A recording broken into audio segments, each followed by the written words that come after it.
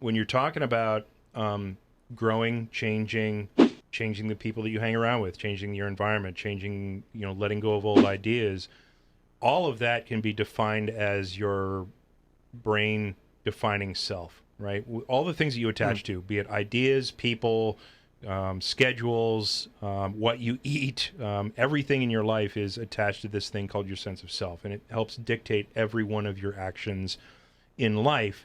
And changing that thing is freaking tough because the whole process overall, 50,000-foot view, is that your limbic system scans all of your environment for threats, including your thoughts and the headlines, not just whether or not there's a snake on the ground or that's a hose, but also whether something that someone just said is a threat to your ideals or a threat to what you think about things or how you perceive things. And that sense of self is 50% of your emotional processing. The things that you care about, the people that are around you, the ideas that you cling to, the beliefs that you adhere to, all of those things become wrapped into your sense of self. And changing that thing is a bigger deal than people realize. And this is why change is so hard in the world, is because 50% of your emotional processing, and understand why this is so important, your brain is there as your organ of survival, and it's supposed to help you identify threats to self, threats to you. And if it screws up, then you might not make it into tomorrow, which is something that you guys had to deal with on a daily basis for a long time during deployments, etc. But if your sense of self isn't dead on accurate, it could cost you your life, literally. Like if you don't think if you believe that you can jump that 8-foot crevice and you can't jump that 8-foot crevice when you're running from a bear, then you're going to try to jump that sucker and you're going to die because you don't have a good assessment or definition of self.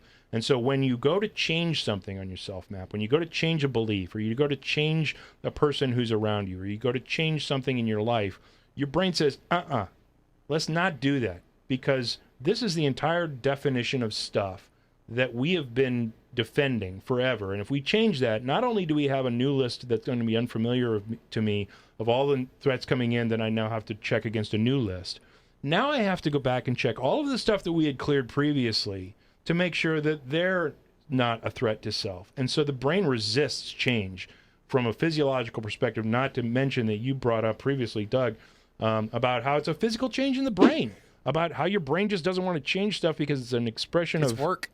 Work is hard. Yeah, it's burning energy, which could be used to help you survive. And so it doesn't want to change stuff.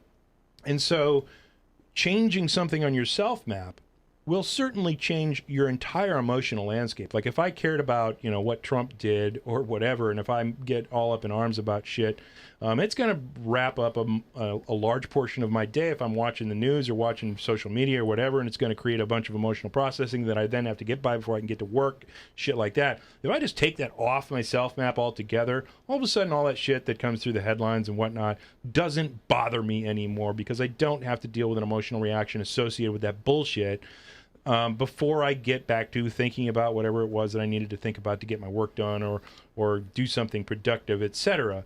And so when you change, when you accept that yourself can be malleable, such as outgrowing your friends, and being okay with the fact that, you guys were best buddies a year ago and maybe this year you're not going to be best buddies anymore, that's an incredible, insightful, powerful thing that you can allow yourself then to be malleable and change your entire emotional landscape. Well, I think it's important, too. You were talking about 50% of the emotional landscape is your self-map. Yeah.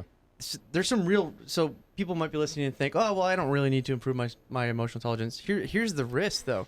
If your self-map isn't accurate, you're going to date people who are unhealthy. Yeah. You're going to find yourself in enabling relationships, dynamics.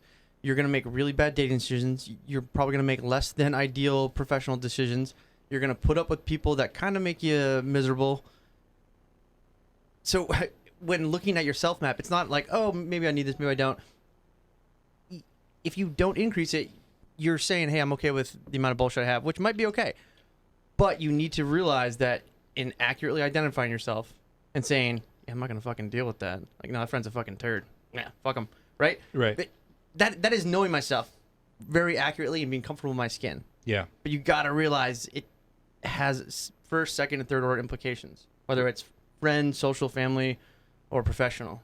Right. You might outgrow your company, you might outgrow relationships, but it's all to achieve a more accurate perception of yourself.